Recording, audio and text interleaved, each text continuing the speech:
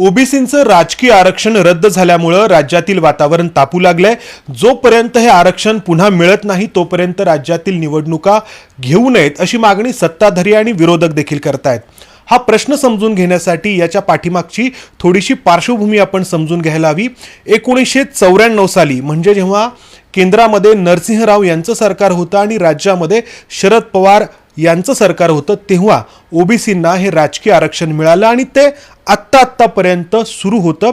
मात्र महाराष्ट्रातील जे 5 आदिवासी बहुल जिल्हे आहेत त्या ठिकाणी या आरक्षणाची मर्यादा 50% च्याहून पुढे जाते आहे किंवा 50% मर्यादा ओलांडत आहे आरक्षण असं म्हणत जी तक्रार करण्यात आली होती त्याला ग्राह्य धरत न्यायालयाकडून हे आरक्षण रद्द करण्यात आलं.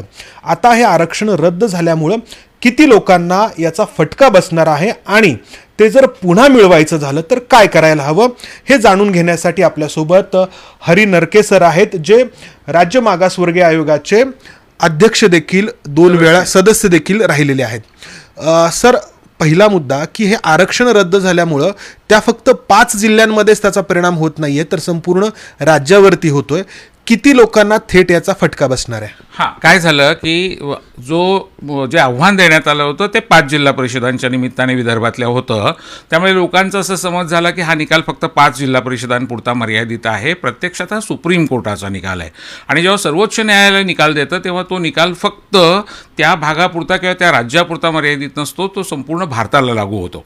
आणि दुसरं म्हणणार असं की हा निकाल जरी आत्ता आला असला मार्च महिन्यामध्ये तरी याचा जो आधार आहे तो 5 न्यायमूर्तींच्या घटनापीठाचा, जेव्हा बालकृष्णन हे मुख्य न्यायमूर्ती होते 2010 साली, त्यावेळेला के कृष्णमूर्ती नावाची कर्नाटकमधली केस होती आणि त्या संदर्भामध्ये दिलेला निकाल जो होता की ट्रिपल टेस्ट केली पाहिजे, 3 अशा प्रकारच्या टेस्ट करून या आरक्षणाची अंमलबजावणी झाली पाहिजे असं सुप्रीम कोर्टाने म्हटलं होतं.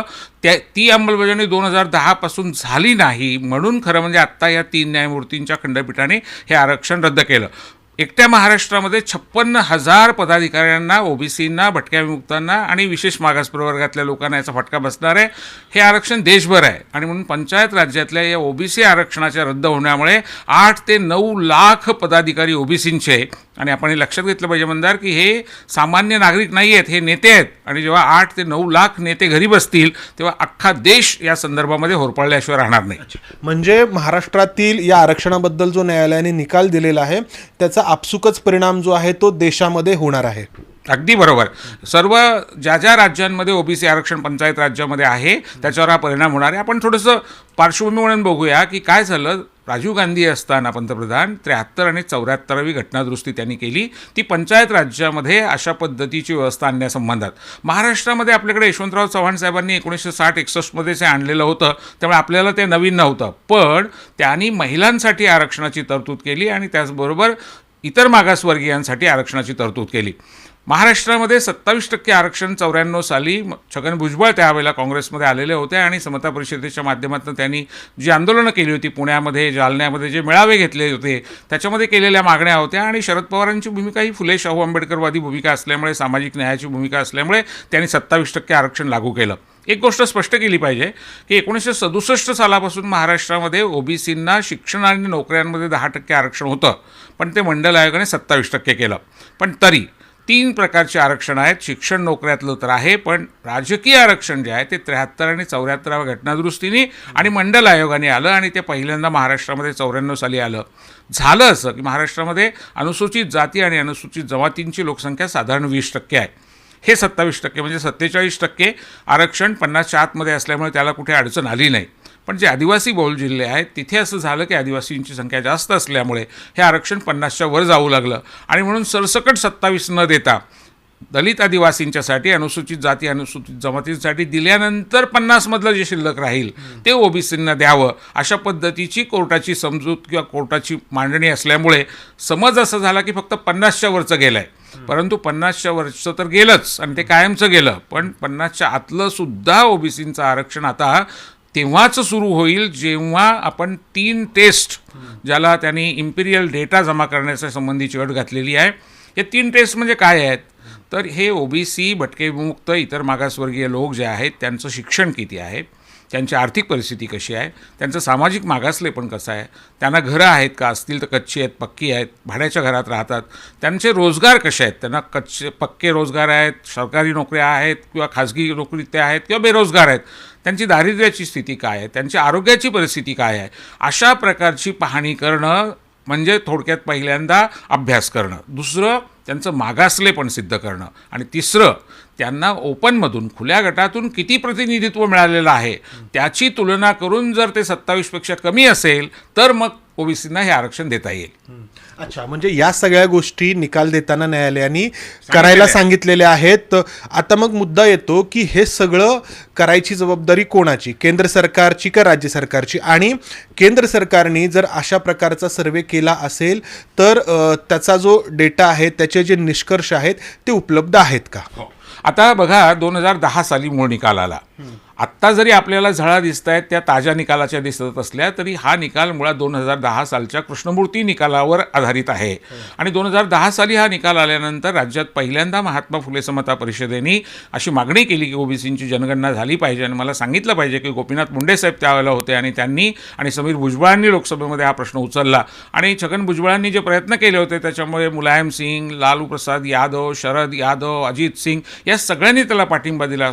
स्वतः शरद पवार त्यावेळेला केंद्रीय कृषी मंत्री होते, त्यांनी तिथे मंत्रिमंडळामध्ये याचा आग्रह धरला आणि त्याचा सगळ्याचा परिणाम होऊन मनमोहन सिंग सरकारने 2011 साली 2 ऑक्टोबरला ही जनगणना म्हणजे हा इम्पिरियल डाटा जमा करण्याचं काम सुरू केलं. पण हे स्वातंत्र्यानंतर पहिल्यांदा होत होतं. आपल्याकडे दर 10 वर्षांनी ब्रिटिश काळापासून जनगणना होती ती वेगळी, त्याच्यात जातीचा उल्लेख नसतो, तो फक्त अनुसूचित जाती जमातीपुरता असतो, बाकीच्यांचा नसतो. इथे ओबीसींसकट सगळ्यांची त्या जनगणनेचं नावच होतं सामाजिक आर्थिक जातनिहाय जनगणना 2011. आणि ती पहिल्यांदा होत असल्यामुळे स्वातंत्र्यानंतर तिला थोडा वेळ लागला. एरवी 6 महिन्यात हे काम पूर्ण होतं, पण हे 3 वर्ष चाललं आणि तोपर्यंत मनमोहन सिंग सरकार गेलं आणि मोदी सरकार आलं. मोदी सरकारकडे हा सगळा डाटा तयार आहे. मोदी सरकारने हा डाटा जर राज्य सरकारला दिला आणि ज्या ज्या राज्यात हे प्रश्न आहेत त्यांना दिला तर अक्षरशः महिनाभरामध्ये त्याचं विश्लेषण करून हे आरक्षण सुरक्षित ठेवता येईल. पण मोदी सरकारने अशी हटवादी भूमिका घेतलेली आहे की आम्ही ते देणार नाही. पण हेही खरं नाही. त्यांनी रोहिणी आयोग नावाचा न्यायमूर्ती रोहिणींच्या अध्यक्षतेखाली जो आयोग नेमला होता त्यांना मात्र हा डाटा दिला. आणि त्या रोहिणी आयोगाने शिफारस काय केली तर हे जे 27% त्याचे 4 तुकडे करा, म्हणजे 27% संपवताना ते परत आणायचं असेल तर त्याला तुम्ही डाटा देणार नाही, पण त्याचे 4 तुकडे करायला मात्र तुम्ही डाटा देणार. ही निश्चितपणाने या देशामधल्या एका संघटनेची आरक्षणमुक्त भारत नावाची जी संकल्पना आहे त्या दिशेने चाललेली वाटचाल आहे. नरेंद्र मोदी स्वतः ओबीसी आहेत आणि तरी तुम्ही म्हणता की नरेंद्र मोदी हा डाटा देत नाही आहेत म्हणून. नरेंद्र मोदी निवडणुकीच्या भाषणांमध्ये आपण मागासवर्गीय आहोत असं म्हणतात, पण ते तसं वागतात का? कोण काय बोलतो यापेक्षा कसं वागतात, काय धोरणं असतात त्यांची, त्याच्यावर ठरवावं लागतं. मंदार आत्ता जे बजेट नरेंद्र मोदींच्या काळामध्ये जेवढे अर्थसंकल्प आले त्याच्यामध्ये ओबीसींच्या वाट्याला किती आलं असं जर तुम्ही पाहिलं तर मनमोहन सिंगांच्या काळामध्ये जे वाट्याला येत होतं त्याच्यापेक्षा मोदींच्या काळात फरक पडला नाही. म्हणजे याचा अर्थच असा की नावाला ओबीसी अशी बुजगावणी नुसती असून भागत नाही. तुम्हाला धोरण आखावं लागतं, तुम्हाला निर्णय घ्यावे लागतात. मी पुरावा देतो आपल्याला. वसुंधरा राजेंच्या अध्यक्षतेखाली संसदीय समिती होती तेव्हा तिने स्पष्ट सांगितलं होतं की तुम्हाला अशा प्रकारची जनगणना करावी लागेल. त्या भाजपच्या होत्या. पुढे प्लॅनिंग कमिशनमध्ये आम्ही लोकांनी हा विषय मांडल्याच्या नंतर प्लॅनिंग कमिशननी निर्णय घेतला तेव्हा नरेंद्र मोदी हे गुजरातचे मुख्यमंत्री होते आणि गुजरातचे मुख्यमंत्री हे डेव्हलपमेंट काउन्सिलचे सदस्य असतात, त्यामुळे त्यांची या ठरावावर सही आहे. जनगणना करण्याच्या बाजूने त्यांनी भूमिका घेतलेली आहे त्यावेळेला. आता मुद्दा असा आहे की आता ते पंतप्रधान आहेत, म्हणजे सर्व आहेत. अशा वेळेला त्यांनी 2 गोष्टी करायला हव्यात असं मला वाटतं. एक म्हणजे या आकडेवारीच्या आधारे ओबीसींना न्याय देताना अगदी अर्थसंकल्पात सुद्धा त्यांच्यासाठी शिक्षण, आरोग्य, रोजगार, निवारा याच्यासाठी तरतूद करायला पाहिजे, तर तुम्ही ओबीसी आहात या म्हणण्याला काहीतरी अर्थ आहे. आणि दुसरं, त्यांचं जे राजकीय प्रतिनिधित्व गेलेलं आहे, जे आरक्षण गेलेलं आहे ते सुरक्षित करण्याच्यासाठी ही आकडेवारी तात्काळ उपलब्ध करून दिली पाहिजे. तुम्ही म्हणतात की केंद्र सरकार नरेंद्र मोदी ही आकडेवारी उपलब्ध करून देत नाहीये. मग आता आपल्या राज्य सरकारसमोर पर्याय काय राहतो? राज्य सरकार त्यांच्या अखत्यारीमध्ये केंद्राला विनंती करू शकतं ही आकडेवारी आम्हाला द्या म्हणून, की राज्याला स्वतःचा पुन्हा एक वेगळा सर्वे यासाठी करावा लागेल? अगदी बरोबर. हा निकाल आल्यानंतर राज्य सरकारने म्हणजे उद्धव ठाकरे सरकारने सुप्रीम कोर्टामध्ये त्यासंबंधीची रिव्ह्यू पिटिशन पुनर्विचार याचिका दाखल केली होती, परंतु ती फेटाळली गेली. आणि त्यानंतर तातडीने माननीय उद्धव ठाकरे साहेब आणि त्यांच्या सरकारमधले सहकारी पंतप्रधानांना भेटले आणि त्यांना जी पत्र दिली त्याच्यामध्ये इतर जसे विषय होते तसं हा डाटा मागण्याचा विषय होता. पण त्यालाही आता एवढे दिवस झाले अजून काही प्रतिसाद नाही म्हटल्यानंतर परवा वर्षा बंगल्यावर माननीय मुख्यमंत्र्यांनी बैठक घेतली होती आणि त्याला संबंधित सगळे मंत्री, मुख्य सचिव, ॲडव्होकेट जनरल याच्यासह या विषयाचे तज्ज्ञ म्हणून आमच्यासारख्यांना पण बोलावलेलं होतं. आणि तिथे असा निर्णय झाला की केंद्राकडे हा डाटा मागून आता आपण परत त्या ठिकाणी मागणी करून सुद्धा तो मिळत नसेल. अगदी मी सांगू इच्छितो, एक गौप्यस्फोट करू इच्छितो की देवेंद्र फडणवीसांनी मुख्यमंत्री असताना हा डाटा मागितलेला आहे, तो पत्रव्यवहार उपलब्ध आहे. पंकजा मुंडेंनी हा डाटा मागितलेला आहे, ते भाजपचे होते आणि केंद्रात पण भाजपचं सरकार होतं, तरी त्यांची पत्र केराच्या टोपलीत टाकण्यात आली आणि त्यांना हा डाटा मिळालेला नाही. अशा वेळेला राज्य सरकारने निर्णय घेतला की आपण तातडीने आता सुप्रीम कोर्टामध्ये केंद्र सरकारच्या विरुद्ध रीट याचिका दाखल करतो आहोत आणि सुप्रीम कोर्टाने असा आदेश द्यावा की हा डाटा द्या, अशा प्रकारची मागणी करतो आहोत. दरम्यान निवडणुका येत आहेत आणि त्या निवडणुकांच्यामध्ये निर्णय घ्यावा लागेल म्हणून आपण अशीही सुप्रीम कोर्टाला अल्टरनेटिव्ह प्रेयर करणार आहोत की राज्यसुद्धा हा डाटा तयार करण्याच्या तयारीमध्ये आहे, पण करोना असल्यामुळे, आपत्कालीन परिस्थिती असल्यामुळे त्याला वेळ लागू शकतो.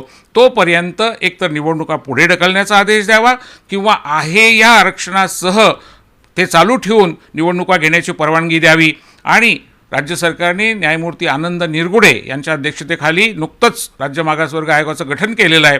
त्या आयोगाला अशा प्रकारचं प्रस्ताव देऊन शासन स्वतंत्रपणाने राज्याच्या पातळीवर आपल्या अशा प्रकारचं जनगणनेचं काम हाती घेऊ इच्छित आहे.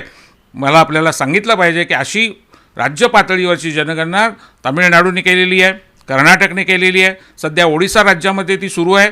12 राज्यांनी आतापर्यंत मोदी सरकारकडे हा डाटा मागितला आणि त्यांना तो मिळाला नाही. त्यामुळे त्यांनी आपली पर्याय व्यवस्था सुरू केलेली आहे. महाराष्ट्राला सुद्धा ती करावी लागेल. केंद्र सरकार का डाटा देत नाही? म्हणजे तुम्ही म्हटलात की फडणवीसांनी आणि पंकजा मुंडेंनी देखील मागितला, त्यांनी नाही दिला नाही आणि इतर जी 12 राज्य आहेत त्यांनाही देत नाही आहे. त्याचं कारण असं आहे की ओबीसींची लोकसंख्या मंडल आयोगाने सांगितलं 52% आहे. आता या डाटामध्ये ती सिद्ध होती आहे आणि एकदा 50%च्या वर लोकशाहीमध्ये ज्यांची संख्या असते त्यांचं सरकार असतं, त्यांची सत्ता असते. हे ज्याला तक्ता पलटण्याचं काम या संख्येमधनं होऊ शकतं हे या लोकांना कळलेलं आहे. आणि त्यामुळे मोदी स्वतः ओबीसी आहेत वगैरे वगैरे सांगत असले तरी ओबीसींचं राज्य यायला त्यांना नको आहे. कारण ओबीसीचं राज्य या देशावर येईल, राजकारणाचं संपूर्ण स्वरूप बदलेल, ज्याला इंग्रजीमध्ये पॅराडाईम शिफ्ट असं म्हणतात, प्रमाणक परिवर्तन. सत्तेमध्ये या देशाच्या 70 वर्षाच्या इतिहासात पहिल्यांदा असं प्रमाणक परिवर्तन होऊन जाईल की ग्रामपंचायतीपासून केंद्रापर्यंत सगळीकडे ओबीसींची सत्ता असेल आणि ती येता कामा नये. उलट आरक्षणमुक्त भारत ज्यांना घडवायचा आहे त्यांचा अजेंडा असा आहे की हे अजिबात अज्ञानात राहिले पाहिजेत, यांना हे मिळताच कामा नये.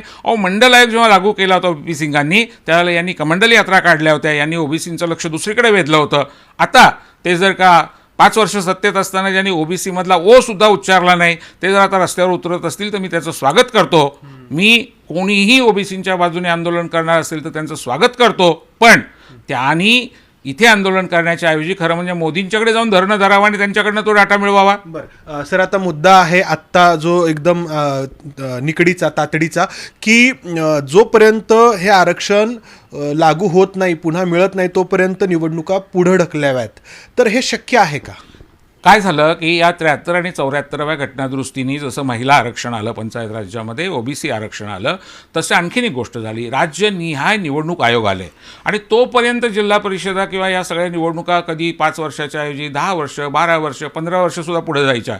परंतु यानंतर मात्र ते होऊ शकत नाही. दर 5 वर्षांनी निवडणुका घेणं आवश्यक बनलेलं आहे. पण त्याला अपवाद पण आहेत.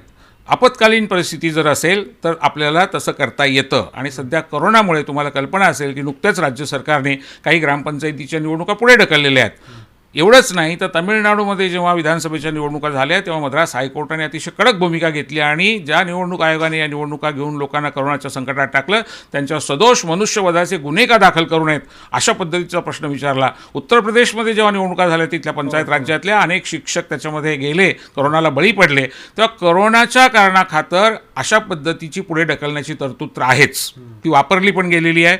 माननीय सुप्रीम कोर्टाने सुद्धा गेल्या 1.5 वर्षामध्ये अनेक बाबतीमध्ये आपत्कालीन परिस्थिती म्हणून डिझास्टर मॅनेजमेंटच्या पातळीवर अशी परवानगी दिलेली आहे. हा अधिकार सुप्रीम कोर्टाला आहे.